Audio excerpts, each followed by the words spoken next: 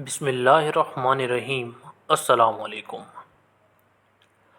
حضرت لال شہباز قلندر رحمۃ اللہ علیہ جب حج کے لیے تشریف لے گئے تو روضہ رسول صلی اللہ علیہ وسلم سے غیبی اشارہ ملنے پر آپ نے سندھ کا رخ کیا۔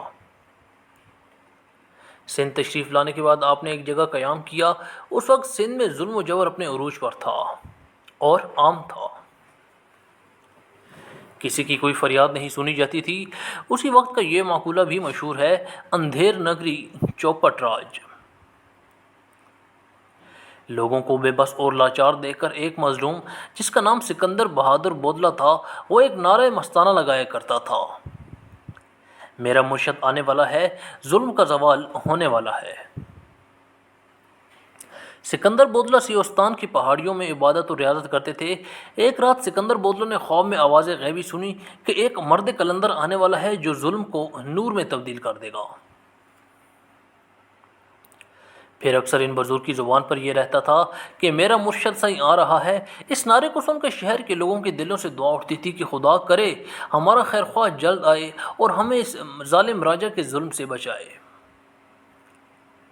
بودلہ کی آواز میں ایسی کڑک تھی کہ راجہ کے قلعے کی دیوار کو چیرتی ہوئی اندر آ جاتی تھی۔ رات کے اندھیرے اور سناٹے میں یہ پرسوز آواز اہل قلعہ کی نیندیں اڑا کر رکھ دیتی تھی۔ شروع میں تو راجہ نے اور قلعے کے لوگوں نے اس آواز کو نظر انداز کر دیا تھا، لیکن جب نعروں میں شدت آ گئی تو وہ بھی بوکھلا اٹھے۔ ان زوردار نعروں نے نہ جانے کیوں اس راجہ کو خوف زدہ کر دیا تھا۔ بالآخر راجہ کے سپاہی آ گئے اور اس کو گرفتار کر کے راجہ کے پاس لے آئے۔ راجہ کے سامنے بھی سکندر بودلہ کی زبان پر یہی الفاظ اور نعرے تھے۔ راجہ غضبناک ہو گیا اور اس نے سکندر بودلہ کو قید کروا دیا تھا، لیکن قید خانے میں بھی اس کے نعرے بند نہ ہوئے۔ راجہ رات بھر اذیت کی آگ میں جلتا رہا۔ صبح ہوئی تو اس نے وزیروں کو طلب کیا۔ وزیروں نے کہا کہ بودلہ کی کھال ادھیڑ دی جائے، اپنے آپ ہی دماغ ٹھکانے آ جائے گا دماغ اس کا۔ راجہ نے اجازت دے دی اور سکندر بودلہ پر ظلم کی بارش کر دی گئی، لیکن ان کی زبان پر یہی الفاظ تھے کہ میرا مرشد آنے والا ہے، ظلم کا زوال ہونے والا ہے۔ دوسری جانب جب بھاگ میں سیون نے لال شہباز کی یہ کرامت دیکھی تو ان کا دیوانہ سکندر بودلہ قید میں ہونے کے باوجود بھی رہائی پا کر ان کے پاس پہنچ گیا ہے، تو اپنے علاقے کے کچھ جادوگروں کو طلب کر کے ان سے اس مسلمان بزرگ کے مقابلے کا کہا، لیکن سیون کے جادوگروں نے مقابلے سے پہلے ہی اپنی شکست تسلیم کر لی تھی کہ انہیں ہرانا ہمارے بس کی بات نہیں۔ البتہ جادوگروں نے راجہ کو مشورہ دیا کہ اگر کسی طرح مسلمان درویش کو حرام غذا دے دی جائے تو اس کی روحانی قوت ساری کی ساری ضائع ہو جائے گی، اور پھر ہماری جادو کی طاقت اس پر غالب آ جائے گی۔ راجہ نے کسی روز ایک حرام جانور کا گوشت پکایا اور دسترخوان سے جا کر مسلمان درویش کی خدمت میں بھجوا دیا۔ جب یہ خوان حضرت لال شہباز قلندر کی خدمت میں پیش ہوا تو کھانا دیکھتے ہی آپ کا رنگ متغیر ہو گیا اور آپ نے یہ کہہ کر خوان سے بھرے ہوئے کھانے کا پلیٹ الٹ دیا کہ ہمارا خیال تھا کہ وہ کافر اتنی نشانی دیکھنے کے باوجود ایمان لے آئے گا، مگر جس کی تقدیر میں ہی ہلاکت و بربادی لکھی جا چکی ہو اسے اللہ کے سوا کوئی بھی نہیں ٹال سکتا۔ مرشد کے اس عمل سے خود ان پر لرزہ طاری ہو گیا تھا۔ پھر دوسرے ہی لمحے زمین بھی لرزنے لگی۔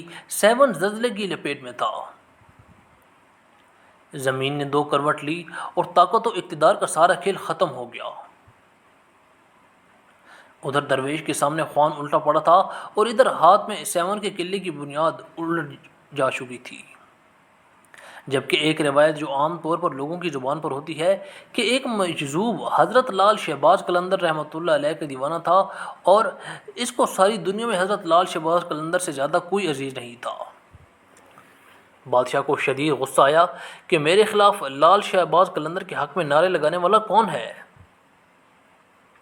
اس نے بودلہ کو اپنے پاس بلایا اور کہا کہ تم ہی نعرے بلند کرتے پھرتے ہو۔ راجہ چوپٹ کو اس مجذوب نے جواب دیا، ہاں میں ہی نعرے لگاتا ہوں۔ یہ کہہ کر مجذوب شخص نے دوبارہ دیوانہ وار نعرے لگانے شروع کر دیے۔ راجہ چوپٹ نے معلوم کیا کہ اس کا نام کیا ہے تو اس کو بتایا گیا کہ اس مجذوب شخص کا نام سکندر بودلہ ہے۔ راجہ نے قلندر کے حق میں نعرے لگانا بند کر دو۔ یہ سن کر بودلہ کی آواز اور شدت آ گئی۔ راجہ کی بد دماغی اپنے عروج پر پہنچ کر اس حکم دیا کہ مجھ سے بغاوت کرنے کے جرم میں اس کو ذبح کر کے پکایا جائے اور اس کا گوشت کھایا جائے۔ لیکن ذبح کرنے کے بعد گوشت کھایا جا رہا تھا کہ ادھر لال شہباز قلندر دھمال ڈال رہے ہیں۔ حضرت لال شہباز قلندر معمول کے مطابق دھمال کے دوران بودلہ کو پکارتے تھے۔ انہوں نے جیسے ان کو پکارا، مختلف روایات کے مطابق جن لوگوں نے سکندر بودلہ کا گوشت کھایا تھا ان پر عجیب و غریب واردات گزر گئی، اور جو بوٹیاں کھا چکے تھے ان کے منہ اور معدے سے نکل کر شہباز قلندر کے پاس جمع شروع ہو گئیں۔ جب بودلہ کے تمام اعضاء جمع ہو گئے تو ان اعضاء نے ایک جسم کی شکل اختیار کر لی اور دھمال کے بعد وہ دوبارہ ٹکڑے ٹکڑے ہو گیا۔ یہ منظر دیکھ کر راجہ گھبرا گیا۔ شہباز قلندر نے راجہ سے کہا، تو نے میرے مرید کو شہید کر دیا، تو نے ایسا کیوں کیا؟ اس نے کہا، اس مجذوب کو اس لیے قتل کروایا گیا کیونکہ میرے قلعے کی دیوار میں ایک کھڑکی ہے جہاں اکثر میری بیٹی بیٹھا کرتی تھی اور بالوں کو سنوارتی تھی۔ یہ مجذوب وہاں رہتا تھا اور اس کا عاشق ہو گیا تھا۔ مجھے مل ہوا تو میں نے رسوائی سے بچنے کے لیے اس کو قتل کروایا۔